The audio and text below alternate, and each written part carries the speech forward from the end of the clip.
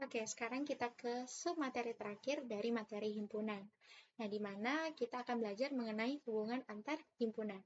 Kalau ada kata hubungan antar himpunan, berarti kita akan menghubungkan dua himpunan, gitu ya, teman-teman. Nah, di mana yang pertama kita akan belajar mengenai himpunan ekivalen. Jadi, himpunan A ekivalen dengan himpunan B. Jadi, ada dua himpunan nih, di mana dua himpunan tersebut ekivalen. Nah, kalau dia ekivalen, notasinya seperti ini gitu ya. Jadi A, terus di sini ada kayak huruf S terbalik gitu ya. Bukan huruf S deh, bukan huruf, tapi angka 2 ya. Angka 2 terbalik, terus di sini ya himpunan B gitu. Nah, kalau dia ekivalen, maka syaratnya itu adalah anggota dari himpunan A, di mana banyaknya anggotanya itu akan sama dengan banyaknya anggota himpunan B. Jadi NA sama dengan NB, gitu ya. Nah, untuk contohnya, di sini misalkan ada himpunan A, di mana anggota himpunannya adalah merah, MERAH. Terus B, himpunan B di sini memiliki anggota yaitu putih, PUTIH. Nah, sekarang kita cari banyaknya anggota himpunan A itu berapa. Nah, berarti 1, 2, 3, 4, 5. Berarti NA-nya adalah 5.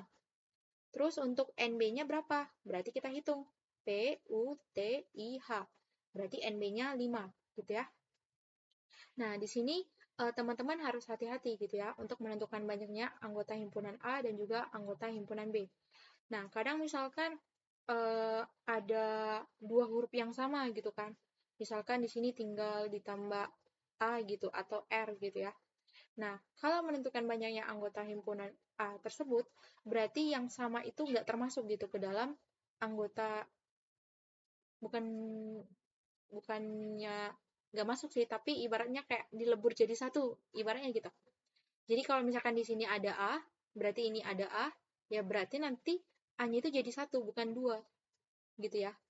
Jadi teman-teman jangan sampai terkecoh, oke? Nah gitu, jadi NA-nya 5, NB-nya 5. Nah, karena NA-nya sama dengan NB, ya maka ya himpunan A ekivalen dengan himpunan B. Terus kita belajar terkait dengan himpunan sama. Himpunan sama ini berarti himpunan A sama dengan himpunan B jika anggota himpunan A sama dengan anggota himpunan B. Jadi ya anggota A itu mirip atau serupa gitu dengan anggota B. Nah, notasinya adalah himpunan A sama dengan himpunan B. Nah, untuk contohnya, di sini misalkan ada himpunan A, di mana anggotanya itu adalah murah, MURAH. Terus ada anggota himpunan B, di mana anggota himpunannya adalah harum, HARUM. Nah, kalau kita lihat, yang sama di sini adalah M dengan M, terus U dengan U, R dengan R, A dengan A, H dengan H. Nah, semuanya sama nih, gitu ya. Nah, karena anggota himpunan A sama dengan anggota himpunan B, maka himpunan A sama dengan himpunan B. Gitu ya.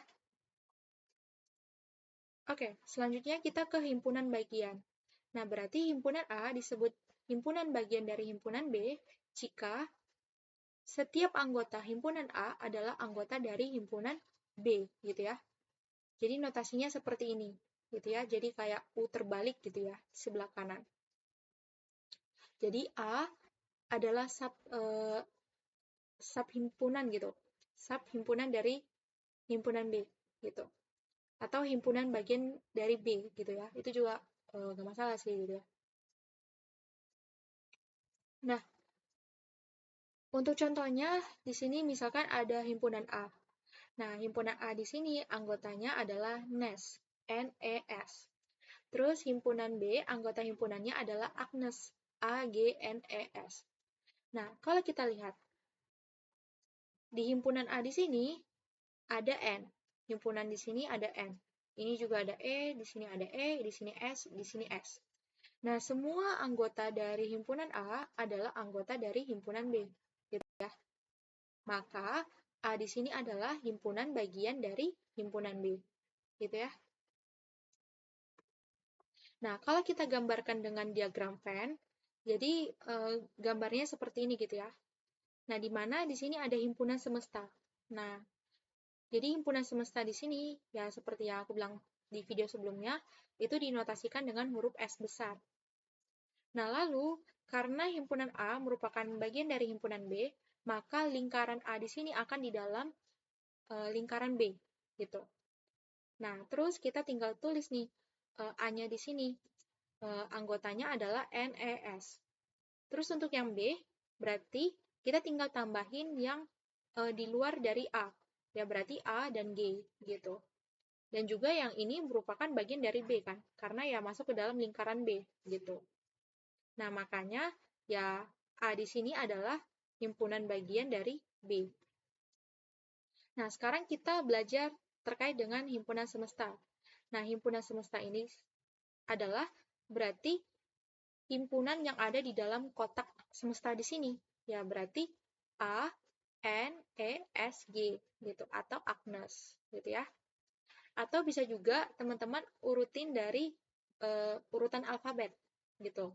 Ya, berarti S-nya di sini adalah himpunan A, E, G, N, S gitu ya. Bisa seperti ini, bisa seperti ini gitu ya. Nah, itu tergantung dari teman-teman itu sendiri gitu ya. Terus yang kedua adalah himpunan saling lepas. Nah, kalau himpunan saling lepas, berarti himpunan A dan B saling lepas jika setiap anggota himpunan A tidak menjadi anggota himpunan B atau sebaliknya. Nah, notasinya adalah ya A saling lepas dengan B. Jadi, kalau misalkan dia himpunan bagiannya dia seperti ini, berarti himpunan saling lepasnya tinggal ditambahin U di sebelah kiri, gitu ya. Nah, untuk contohnya, misalkan di sini himpunan A ada himpunan dengan anggotanya adalah A, G, N, E, S atau Agnes. Terus himpunan B di sini adalah himpunan yang memiliki anggota yaitu Budi, B-U-D-I. Nah, kalau kita lihat, anggota dari A itu nggak ada yang sama dengan B. Nah, makanya dia saling lepas gitu. Atau himpunan A saling lepas dengan B.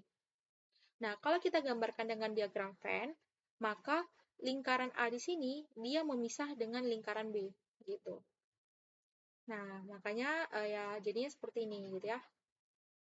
Nah, untuk S-nya itu sendiri, karena himpunan semesta, berarti kita akan gabungkan semuanya di sini. Berarti A, B, D, E, I, G, N, S, U, gitu ya. Nah, ini adalah himpunan semestanya. Dan yang terakhir adalah himpunan yang saling berpotongan. Jadi, himpunan A dan B saling berpotongan jika tidak saling lepas, gitu ya. Nah, kalau misalkan tidak saling lepas, berarti ada anggota A yang menjadi anggota himpunan dari B atau sebaliknya.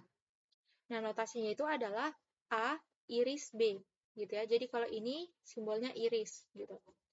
A iris B. Nah, untuk contohnya itu sendiri, misalkan di sini ada himpunan A, di mana anggota himpunannya adalah Agnes, A, G, N, E, S. Terus ada himpunan B, di mana anggota himpunannya adalah ANI atau ANI.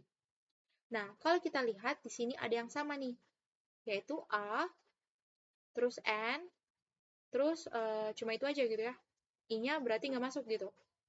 Nah, karena di sini ada yang sama gitu ya, maka kita bisa simpulkan, oh ini adalah himpunan yang saling berpotongan gitu. Karena dia masih menyisakan satu anggota yang tidak masuk ke dalam anggota dari A gitu. Kalau dia masuk berarti dia apa? Yes, yang ini ya, himpunan bagian. Nah, gitu. Nah, makanya karena dia bukan merupakan himpunan bagian, maka disebut dengan himpunan yang saling berpotongan. Nah, himpunannya itu terdiri dari A dan N. Nah, jadi ini adalah himpunan yang saling berpotongan antara himpunan A dan himpunan B. Nah, untuk gambar diagram Venn-nya seperti ini, di mana dia tidak saling lepas gitu ya, A dan B. Nah, karena dia tidak saling lepas, maka ada irisan di dalam. Nah, gitu. Yaitu A dan N. Terus di luar A dan N di sini adalah ya sisanya, yaitu G, E, S. Terus yang untuk B berarti I, gitu ya. Nah, berarti di sini ya himpunan A di sini masih tetap memiliki himpunan Agnes, gitu. Gitu juga dengan himpunan B. Nah, himpunan B di sini masih memiliki anggota himpunan yang terdiri dari A nih, A, N, dan I, gitu ya. Cuman ya bedanya, ya ini ada yang sama gitu di dalam lingkaran ini, gitu ya. Nah, untuk himpunan semestanya berarti kita akan masukkan semuanya, yaitu A, E, G, I, N, S, gitu ya. Oke, akhirnya kita udah selesai belajar himpunan. Yeay. Semoga bermanfaat ya, teman-teman. Dan tetap semangat belajarnya, terus latihan, dan aku yakin kalian pasti bisa.